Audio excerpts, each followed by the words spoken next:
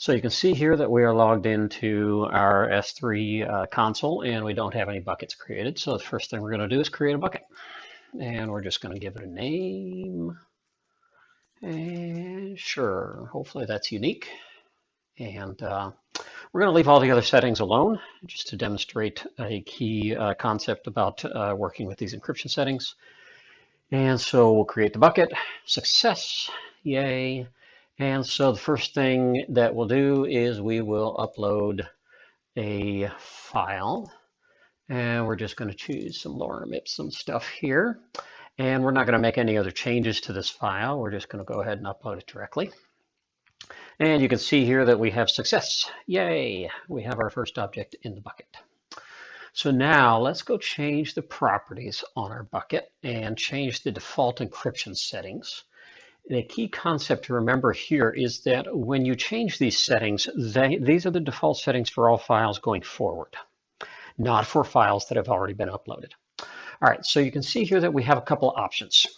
We have our SSE S3 and we have SSE KMS as our first level of options here. So let's explain SSE S3 real quick. This is an AWS owned key. It is a key that it doesn't even show up in our KMS console. And it is a service-wide key that is used by S3. Another important thing to remember about S3 encryption is that each file that you upload receives its own data key. They actually call it a customer data key or a CDK. And this is the key that is actually used to encrypt the data. Now, that key itself is encrypted with this setting that you have here, right? Now, when you're using SSE S3, any process, any user, even if the bucket itself is labeled as public, anything that can successfully issue a read request is going to receive back the plain text file. S3 will automatically decrypt that and give that back to the requesting process, the requesting user, the requesting browser, so on and so forth. That may be okay in some use cases. Maybe you're going to use this S3 bucket for CloudFront, and this is your JPEGs and other static content that make up your website, in which case that's probably just fine, right?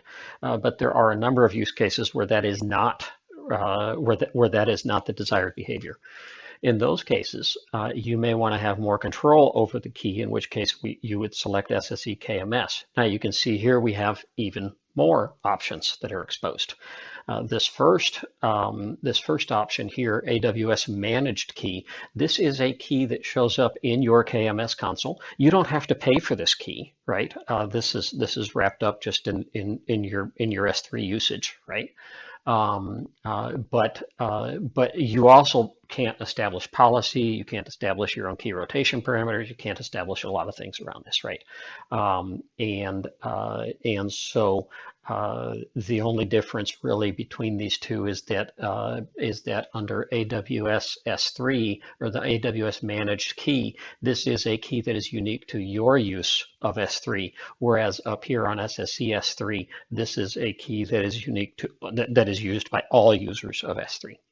So the one option that gives you the most control is to use a customer master key that you yourself have established. You can define policy on this key. You can define its rotation parameters and some of them. We'll cover these things in another video, but I am going to go ahead and do this option because I created a key in advance.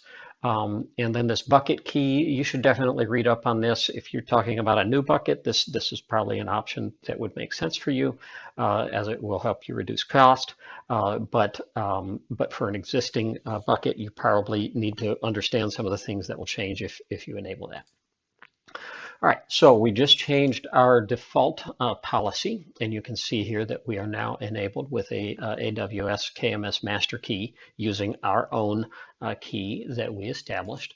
And so now if I come back over here to objects, where's my upload? There's the upload. Add the file, put in our second file here, and I'm going to upload that without making any other changes. And And so now you see we have two files. Let's take a look at each of them. So on the first file, we scroll down here, server-side encryption settings, disabled, just as we might expect. Now we can change this. We can change this through the console, or we can change this programmatically by using API calls or CLI or something like that. And we can now enable and set it up to exactly the same, right? And so now we are changing the encryption settings on just this one file. Success, yay. And sure enough, if we come back and we look at the second file, we should see that it is already set up to be encrypted.